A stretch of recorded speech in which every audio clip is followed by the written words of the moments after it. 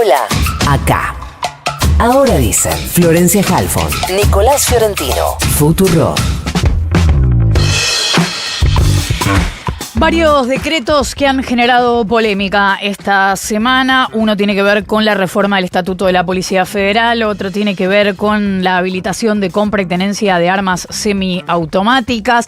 Vamos a conversar con Javier Alonso, ministro de Seguridad de la Provincia de Buenos Aires. Javier, buenos días. Florencia Halfon te saluda. ¿Cómo te va? ¿Qué tal, Florencia, equipo? Buenos días para todos. Gracias por atendernos. No, por favor. Empiezo por la más relevante, que es la reforma de la Policía Federal. Encuentro en voces en off y en on bastante acuerdo de que la Policía Federal debía tener un nuevo estatuto o reformas en el estatuto a partir de el traspaso de una parte a la Ciudad de Buenos Aires, a la órbita de la Ciudad de Buenos Aires, como que había quedado un poco difusa la tarea de la Federal. No sé si coincidís con esta mirada y te pregunto, en el caso de que coincidas, si era esta la reforma que había que hacer y la forma de hacerla. Mirá, la reforma era necesaria porque la Policía Federal siempre surgió como una policía que venía a ocuparse o debiera ocuparse de combatir los delitos federales, complementar la acción de las policías provinciales. Tenemos que tener claro que nunca en la historia de la Argentina los gobernadores cedieron las funciones vinculadas a la seguridad al gobierno nacional. Aún en los pactos preexistentes, los caudillos mantenían sus tropas, sus pseudoejércitos, y eso nunca se modificó en ninguna de las instancias constitucionales. Por eso la seguridad ciudadana es una responsabilidad de cada una de las provincias. Lo que está claro es que hace falta una acción de fuerzas federales de seguridad que vengan a complementar la acción de cada una de las provincias, porque el delito es interjurisdiccional, atraviesa diferentes provincias y porque hay unos delitos que tienen otra naturaleza, como el tráfico de armas, el tráfico de drogas, todo lo que tenga que ver con el dinero, con la circulación de dinero, con la trata de personas. Son todos delitos que competen al ámbito federal y que deben complementarse con las policías provinciales. Uh-huh. Dicho todo esto, sí. Nunca un decreto es la forma, me parece a mí, para resolver algo en seguridad. La verdad que desde el 2003 para acá se fue ayornando muchísimo todo el marco normativo del sistema de seguridad y toda esa transformación, incluso la creación de la policía de la ciudad, se fue logrando con mucho debate político, con la construcción de consensos con las diferentes fuerzas políticas. Y cuando vos lees este decreto, aparece una vez más en el primer artículo, en los fundamentos, la ley bases. Con lo cual, desde la prepotencia autoritaria de un decreto, se transforma y se decide qué va a hacer la Policía Federal los próximos años. ¿Y el contenido? Está mal. Y el contenido es un contenido que en términos generales no está mal. Justamente lo que se trata es de crear una policía que no tiene nada que ver con la Policía Federal que conocemos, pues la Policía Federal históricamente fue la policía de la Ciudad de Buenos Aires. Lo que hizo Macri, Bullrich y Vidal y en ese momento Larreta fue hacer un traspaso de una parte de la federal a la ciudad, fundamentalmente para generar una millonada de plata en transferencia de coparticipación, y nunca se preocuparon porque destruyeron el proceso de la metropolitana, de construcción de la seguridad de la policía metropolitana, que era algo que los porteños valoraban mucho. Crearon esta nueva policía que no es ni una cosa ni la otra, y destruyeron la federal sin armar algo serio atrás. Esto puede ser en marco normativo, está claro que tiene que hacer la Policía Federal: perseguir el crimen organizado, perseguir bandas, complementarse. Pero lo que hace falta acá, yo te diría que lo más importante no está, que es cuál es el plan de inversión. Porque vos lo que necesitas es crear, esto tiene que funcionar como una agencia, tiene que tener una presencia en cada una de las ciudades importantes de la Argentina, lo cual implica trasladar gente, implica romper una cultura, transformar una cultura institucional. Hace falta muchísima inversión, algo que está lejos de de hacer el gobierno nacional, ¿no? A nosotros nos sacaron 750.000 millones de pesos que venían todos los años en materia de financiamiento de la política de seguridad, pero ese dinero que no ponen en la seguridad en la provincia de Buenos Aires tampoco lo están poniendo en las fuerzas federales. Entonces, vos no podés hacer una reforma como esta si no comprás cromatógrafo para analizar drogas, si no tenés, si ellos no tienen drones, no tienen helicópteros, no tienen patrulleros. Eso es un déficit muy importante de este gobierno, que habla, pero no hace nada. Javier, ¿cómo te va? Nico Fiorentino te saluda, buen día para vos. Una de las cosas que más se señaló de este decreto es que dotaba a la Fuerza de Seguridad, en este caso a la Policía Federal o a la nueva dirección, o el nuevo departamento, de tener, de adjudicarle una autonomía desmedida a la hora de actuar respecto de la necesidad de que exista previamente una orden judicial para hacer determinada acción. Ahí la pregunta es, ¿coincidís con esa lectura de que dota de demasiada autonomía para que la Policía Federal haga lo que quiera en un montón de acciones, o es una autonomía que requieren la Fuerza de Seguridad para poder actuar, porque hay muchas cosas que si requiere preautorización judicial es una demanda muy, muy grande? Circularon algunos párrafos, no está claro, hay muchas. Eso me parece que tiene que ver con el espíritu de la redacción que se hizo y que no responde a un consenso político, ¿no? Fue una elaboración técnica que se puso en juego y que se publicó. Yo creo que si vos vas al primero entender, la Policía Federal tenía una ley orgánica del año 58 de Onganía, ¿no? Y era una ley vieja que respondía a otro momento y que respondía a un contexto de dictadura y de proscripción del peronismo, lo mismo que está pasando ahora, ¿no? Parece que hay como un vicio en eso. Bueno, ahora se está haciendo lo mismo. Cuando vos ves las leyes nuevas de las fuerzas que se fueron creando en democracia, hay una preocupación del legislador por hacer algo moderno que tenga que ver con determinar la construcción de estándares, de establecer algunos protocolos, que son marcos de actuación que no le dicen a la policía exactamente lo que tiene que hacer, sino que le da un abanico dentro del cual la fuerza puede moverse y le da como una orientación política del Congreso respecto de cómo se espera que las fuerzas actúen. Uh-huh. Después, lo que dice el decreto es básicamente lo que cualquier policía hace. Siempre vos tenés que entender que la policía actúa como auxiliar de la justicia. La policía no puede trabajar sola investigando cosas. Nunca pasa eso. Hay un margen que ocurre siempre, que es la flagrancia. Es decir, si estamos en la calle, ocurre un delito, el policía tiene el deber de actuar inmediatamente para hacer cesar ese delito, ¿sí? Si vos lo que estás haciendo es, como dice el objeto, combatir el crimen organizado, combatir una organización compleja, bueno, eso no es una flagrancia. Puede haber un hecho en una instancia, una flagrancia, pero vos tenés que seguir los lineamientos de un fiscal federal o de un juez federal.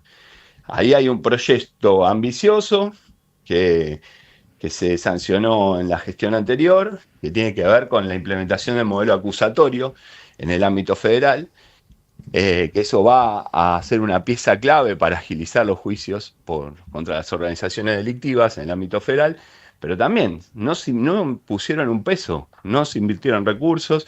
Vos necesitas más fiscales federales, necesitas muchos más actores que no están. Entonces, yo creo que esto es como en la calle, circuló mucho lo de las redes. La verdad que hoy las redes son una fuente de información para cualquier investigador, como es estar parado en la calle y observar lo que pasa. Las fuentes que sean abiertas se pueden mirar. Es como estar mirando el espacio público. Ahora, cualquier cosa que haga la policía tiene que respetar la ley de inteligencia, que es muy clara y que está por sobre este decreto. Ahora, Javier, vos como ministro de Seguridad de la provincia de Buenos Aires, y no sé si tuviste contactos con ministros de seguridad de otras provincias, ¿recibieron algún tipo de consulta? Me enteré por los diarios. ¿Te enteraste por los diarios? Sí. Y una vez anunciado esto, ¿hubo algún llamado para coordinar cómo va a ser la convivencia de las fuerzas provinciales con esta nueva...? No, yo creo que el ámbito para esto, por eso te digo, el ámbito para Es el esto Congreso. es el Congreso de la Nación. No, el Consejo de Seguridad Interior podría haber sido parte de una consulta de opinión, de una información técnica, si querés, pero lo que importa acá es que se debata en las comisiones, que pase a través de las diferentes comisiones. Sí, pero Javier, el texto dice que se van a poder hacer, leo textual, sin necesidad de autorización judicial, tareas de prevención del delito en espacios públicos digitales. Bueno, pero eso existe ya. No es una. Eso, como yo te dijera, sin una cuestión puedes hacer, sin una orden judicial, puedes hacer una tarea de prevención en el espacio público. Y sí, la policía la hace todo el tiempo. No, pero eso sí es flagrancia. No es lo mismo una red social a donde siguen la actividad de alguien para ver si por fuera de las redes está delinquiendo. Lo que pasa es que si la red es, a ver, en términos genéricos, es si vos tenés una fuente abierta y esa información es pública, es como que vos me digas que la policía no puede leer los diarios para investigar a una persona, ¿entendés? Es lo mismo, o escuchar tu programa. La verdad que hoy, por ejemplo, te llevo a un caso que en la provincia causó escozor, que fueron la banda de menores que producían traderas y le pegaba a los jubilados. Estos menores se sacaban selfies con las víctimas mientras las torturaban y las subían a sus redes sociales. Está bien, pero eso es la descripción de un delito. Pero el asunto es, ahí dice tareas de prevención. O sea, no sabemos a quién van a ir a perseguir. Te doy otro ejemplo. Por eso me parece que hay que... Siempre, cualquier cosa de todas esas, igual lo que tenemos que tener claro es que todo eso termina en un juez. Y que el juez va a convalidar. Para mí lo que está mal es la palabra detención ahí. Pero ahora te doy un ejemplo más. Por ejemplo, el robo de motos. Hay un montón de motos, ¿sí? Que hay un montón de espacios donde circula la compraventa de motos robadas, ¿sí? Entonces, obviamente que la policía está en esos espacios viendo la información que circula. Y esa información que circula ahí puede ser clave para esclarecer un delito o para saber que se está cometiendo un delito. Está bien, vos decís la justicia va a intervenir igual. A mí lo que me parece grave es cuando ellos hablan de detención, porque vos, Flor, lo sabés, una detención está convalidada por la justicia. Por eso. Lo que puede hacer la policía es aprender a alguien, ¿sí? Hay una actividad X, se produce un hecho, la policía puede aprender a una persona, lo tiene que poner a disposición del fiscal, ¿sí? Y el fiscal determina si convalida o no su detención en función de lo que la policía explique. Entiendo. ¿Sí? Entonces, eso es lo que tenemos que tener claro, que pasa siempre, va a seguir pasando, no es nuevo. Yo te diría, hay un montón de causas de narcotráfico, que esto tenemos que prestar atención, que se caen porque la policía no puede explicar por qué detuvo a una persona para revisarle el baúl del auto. Hace poquito, un caso famoso de personas famosas con policía de la ciudad que detuvieron un auto, que iba alguien sentado en el asiento de atrás, de una modelo, sí. No se acuerdan. El ex de Jessica Sirio, ¿no es? Bueno, por ejemplo, la policía no pudo explicar por qué había detenido a esa persona que la venía siguiendo. Ahí tenés algo mal hecho por la policía. Ahora, la policía no puede tener un auto en la ruta cuando la policía o la gendarmería hace procesos de intersección de vehículos para controlar droga, porque es una ruta por donde viene la droga. ¿Entendés? Bueno, ahí se han caído causas de 100 kilos de cocaína, 200 kilos de cocaína, porque el gendarme no podía explicar por qué había parado ese auto. Y bueno, la ley dice que hay una fundada sospecha del agente de la seguridad pública para tomar la decisión de detener a alguien y de registrar el auto. Para eso hace falta que el gendarme o el policía federal tenga la habilidad, de esto lo sé porque los capacité mucho, para poder explicar en un acta, en el acta de cuando se detiene el auto, por qué sospechó de que ese en auto, y entonces siempre había un aviso que era poner por fundadas sospechas, que es lo que dice el artículo del código, detuve ese auto. Y el juez dice, no, bueno, usted me tiene que explicar cuáles son las razones que fundan la sospecha, que hacía mucho calor, iba con los autos cerrados, que había cosas que se puso nervioso. Bueno, eso es histórico y no siempre estuvo este debate. Lo importante es que la justicia sea la que dirija las investigaciones y tenemos que pensar fundamentalmente que acá tenemos que sacar miles de personas que están concentradas en el ámbito metropolitano y llevarlos a las principales ciudades del interior Y hay que, por otro lado, contratar muchísimos graduados universitarios. Porque si vos querés combatir el crimen organizado en siglo XXI, no necesitas la lógica de miles de suboficiales que tienen 6, 7, 8 meses de formación. Necesitas tipos que tengan otra cabeza y muchos recursos para poder investigar.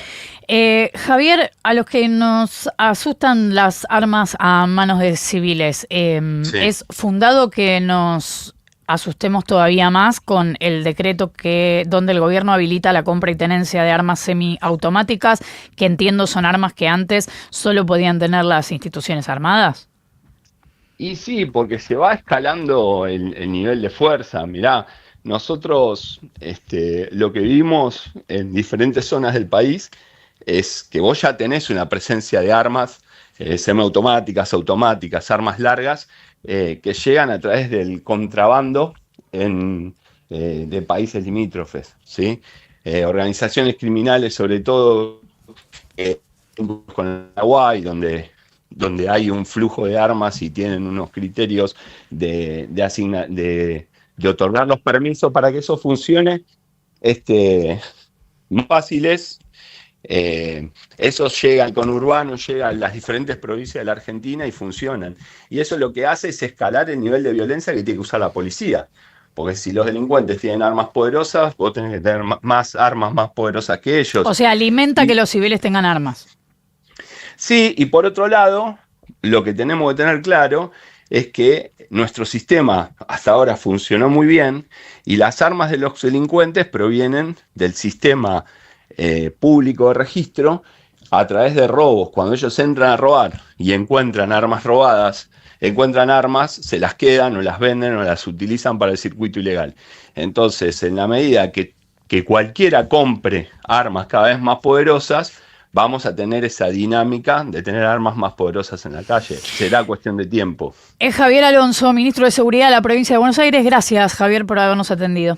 No, por favor, gracias a ustedes, Flor. 5 minutos, 4 en realidad, para las 9 de la mañana. Ahora, el resumen del newsletter de Ahora Dicen.